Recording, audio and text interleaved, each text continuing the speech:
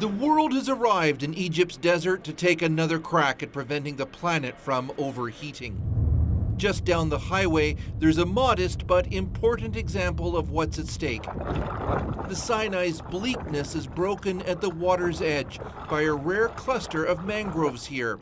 The saltwater-resistant trees play an oversized role fighting climate change, says this conservationist. One of the most important things to mitigate is to increase mangrove trees which sequester carbon dioxide. It's said that it is sequester 4 times the tropical forests of carbon dioxide. A bit hotter or drier, and these plants on the edge of the Red Sea might all be gone. And if they die, all of the CO2 they've sucked out of the air over their lifetime will be released. So conserving the mangrove is much more important even than restoring what has been destroyed of it.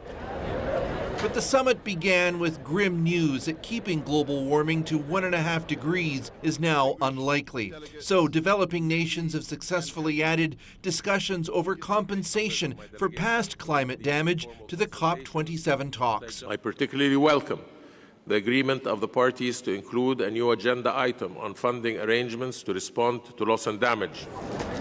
That's going to be a hard sell, as many wealthy countries, including Canada, worry the sky's the limit with potential claims. Instead, their preference is to focus on helping countries mitigate and adapt now. Most of the major countries, including across Europe and the US, don't even have a domestic policy on how to compensate or manage climate damage at home, let alone abroad. African nations contribute just 4% of the world's greenhouse gases, but stand to be hurt hardest by climate change through droughts, floods, and a drop in food production.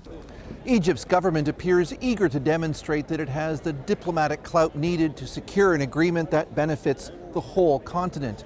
Civil society groups, though, see a different agenda that is trying to greenwash a terrible record on human rights and political freedoms. Chris Brown, CBC News in Sharm el-Sheikh, Egypt.